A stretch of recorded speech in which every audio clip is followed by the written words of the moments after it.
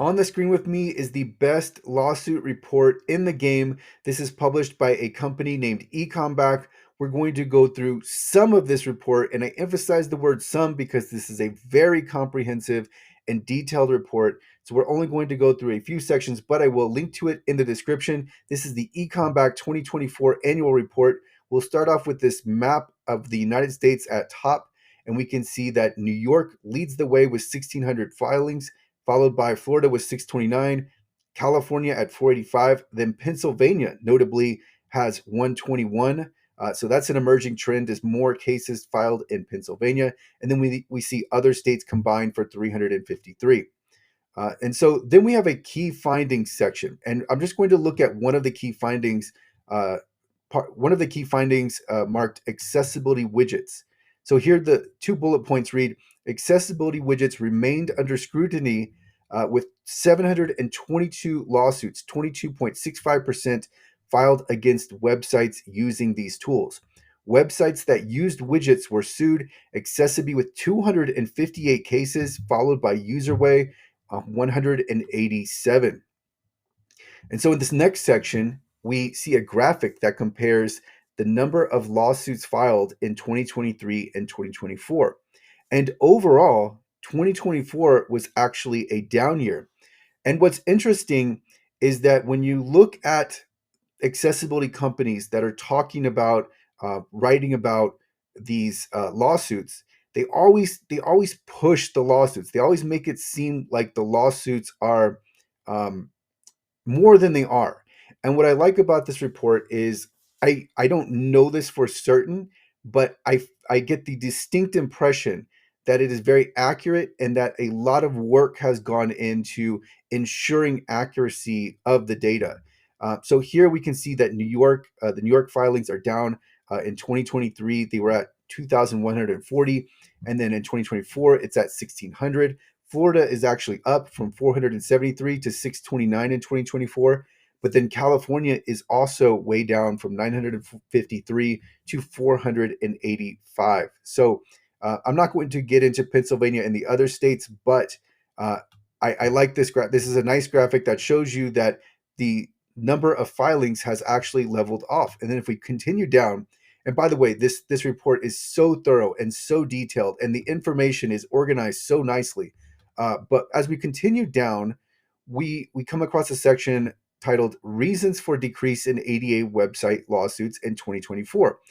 And I'm going to go down to the very bottom paragraph, and it reads, a significant factor contributing to the decline in publicly documented ADA website lawsuits in 2024 is the strategic shift by prominent plaintiffs' law firms, including Ms. Rocky Crow, from filing cases in federal courts to state courts.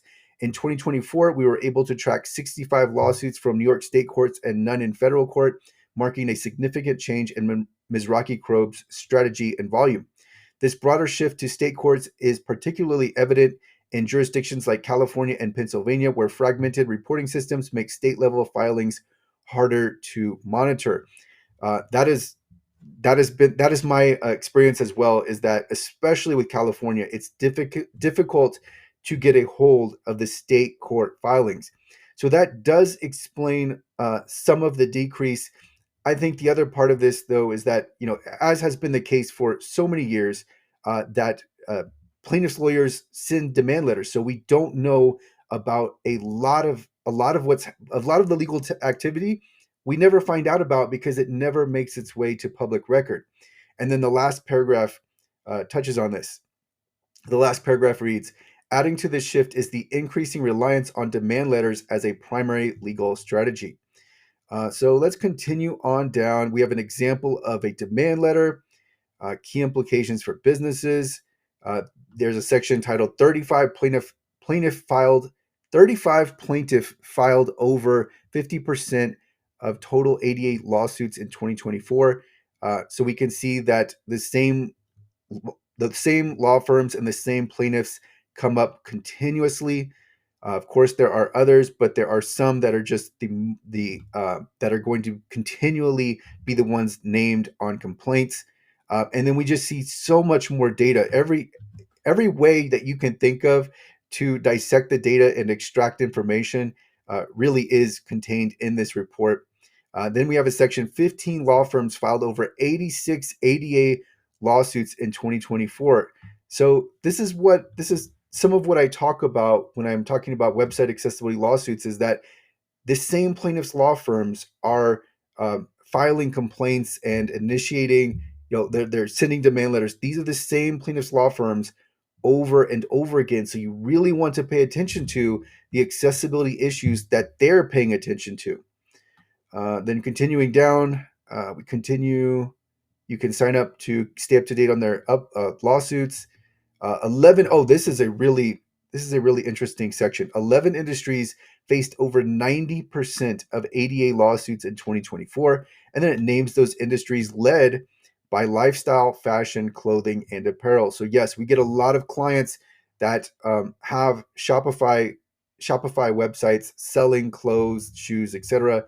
And then next is restaurant, food, drinks, and beverages, and then continuing on down. I'm not going to read all of these different industries, but this is great data to look at if you're concerned with lawsuits, and if you're weighing your risk right now. All right, so let's continue on down. Oh, here we have a graphic. 22.65% ADA lawsuits filed against websites with an accessibility widget. So here we can see that, what is this? Oh, this is showing us 2024 versus 2023. And we can see that this is, aside from a few months, it looks like this is close, but it looks like, again, this was a down year for lawsuits filed against websites with an accessibility widget. Then continuing on down. And we can see the lawsuits against websites using the following widgets in 2024. So we have Accessibility with 258, UserWay with 187, AudioEye with 60, Accessibly with 42, and then UsableNet with 29. All right, so let's continue on down. And then we have ADA website lawsuits filed by platform. Shopify at 31.81%. No surprise. A lot of our clients are Shopify website owners. And then we have WordPress at 18.91%, Magento at 3.14%, Squarespace 2.73%, Wix 1.63%. And then we have other custom coded websites at 41.78%.